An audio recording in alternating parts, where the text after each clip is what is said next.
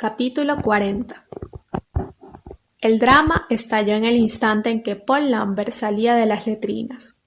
Oyó aullidos y vio una jauría de niños y adultos que acudían corriendo.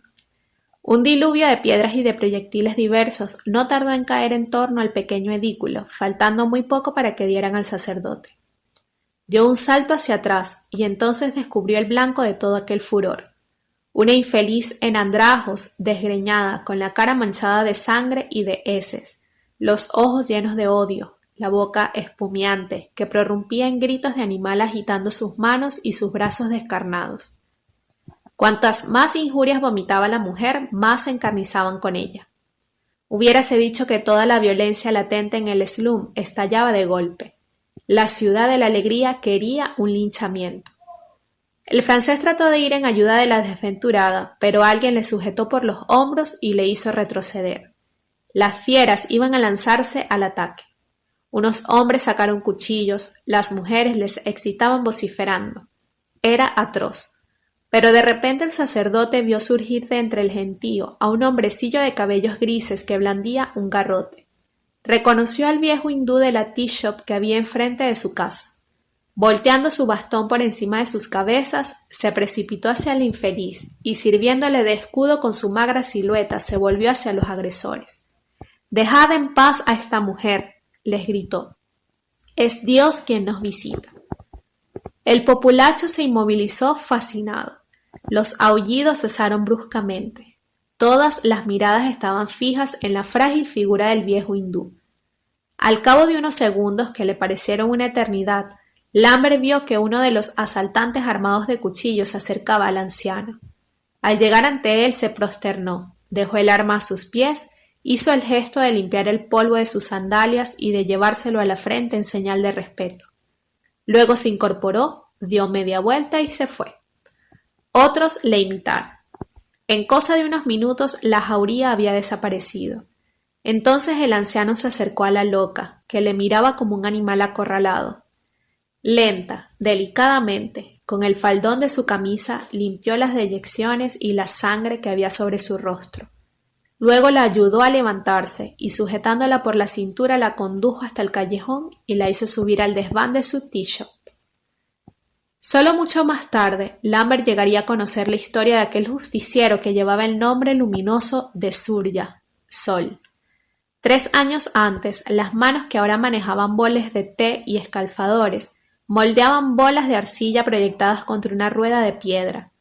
Después de varias vueltas, estas bolas se convertían entre los dedos del viejo hindú en cubiletes, cacharros, copas, platos, lámparas para el culto, vasijas e incluso gigantescas tinajas de 2 metros de altura utilizadas para las bodas. Surya era el alfarero de Siliguri, población de 1 millar de habitantes que está a 200 kilómetros al norte de Calcuta. Sus antepasados habían sido los alfareros de la aldea desde tiempos inmemoriales. La función de alfarero formaba parte tan íntima de la vida de la comunidad como la de sacerdote brahmán o la del usurero. Todos los años en cada familia hindú se rompían ritualmente los cacharros, lo mismo en cada nacimiento como señal de bienvenida a la vida, como en cada muerte para permitir al difunto que partiese al más allá con su vajilla. También los rompían en las bodas, en la familia de la novia, porque al irse la joven moría a los ojos de su padre, y en la del novio porque con la llegada de la esposa nacía un nuevo hogar. Y asimismo los rompían con ocasión de numerosas fiestas, porque los dioses querían que todo fuese nuevo en la tierra. En resumen, el alfarero tenía la seguridad de que no iba a faltarle trabajo. Aparte de Surya y de sus 2 hijos que trabajaban con él, solo había otros 7 artesanos en el pueblo. Todos sus obradores daban a la plaza principal. Había un herrero, un carpintero, un cestero que fabricaba también redes y trampas, un joyero que dibujaba él mismo lo que llamaban los collares de ahorro. Cuando una familia disponía de un poco de dinero, las mujeres se precipitaban a su tienda para añadir 1 o 2 eslabones de plata a su collar.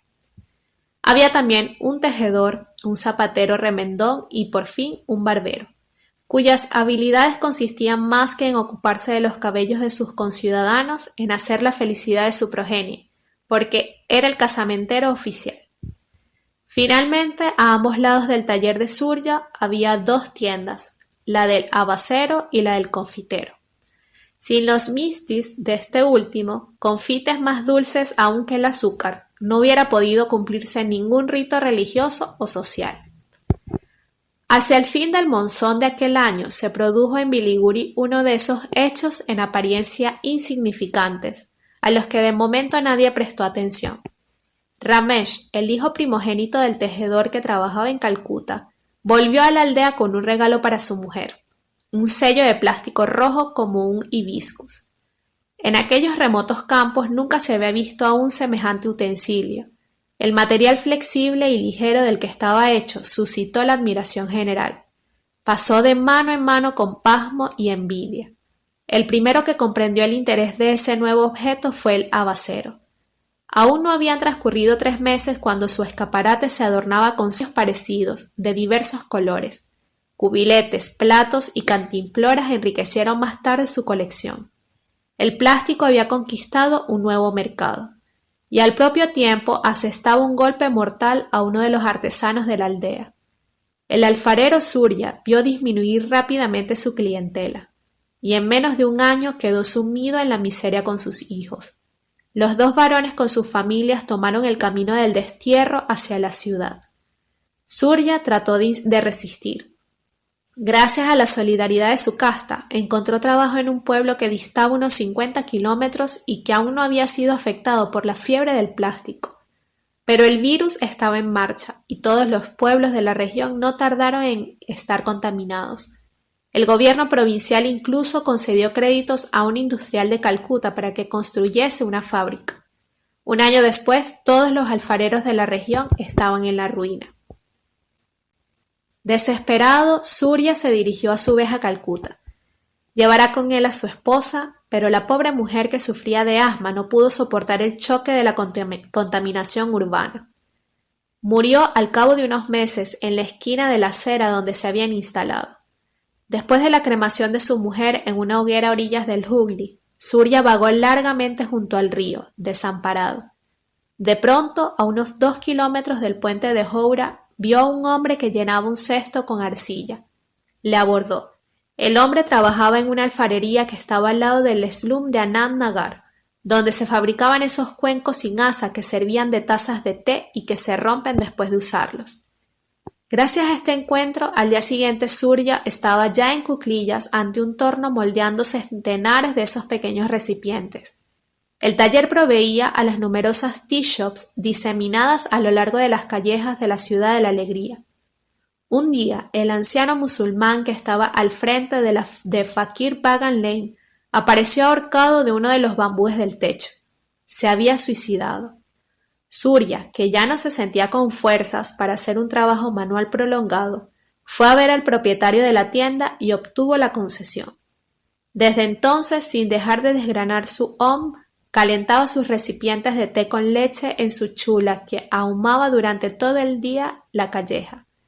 Pero el viejo hindú era un hombre tan bueno y tan santo que los habitantes de Fakir Bagan Lane se lo perdonaban. Algún tiempo después de su llegada, Paul Lambert había recibido la visita de su vecino. Este había entrado en su cuarto con las manos juntas a la altura del corazón. Aunque la boca del buen hombre no tuviese casi dientes, su sonrisa confortó el corazón del francés, quien le invitó a sentarse. Permanecieron unos minutos contemplándose en silencio. En Occidente las miradas apenas te rozan, observara Lambert. La de aquel hombre te entregaba el alma entera. Al cabo de unos 10 minutos, el hindú se levantó, juntó de nuevo las manos inclinando la cabeza y se fue. Volvió al día siguiente y observó el mismo silencio respetuoso. Al tercer día, arriesgándose a romper un delicado misterio, el sacerdote le interrogó acerca de los motivos de su mutismo. Paul, gran hermano, respondió, tú eres una gran alma. En presencia de una gran alma no se necesitan palabras. Así se hicieron amigos. En medio de las familias musulmanas que rodeaban al francés, el hindú se convirtió en una especie de boya a la que aferrarse cada vez que perdía pie. En efecto, con los hindúes el vínculo era más fácil. Para ellos, Dios estaba en todas partes, en esta puerta, esta mosca, este bambú. y en los millones de encarnaciones de un panteón de divinidades en el que Surya consideraba que Jesucristo también tenía su lugar, con el mismo derecho que Buda, Mahavira e incluso Mahoma, porque todos esos profetas eran avatares del gran Dios que lo trascendía todo.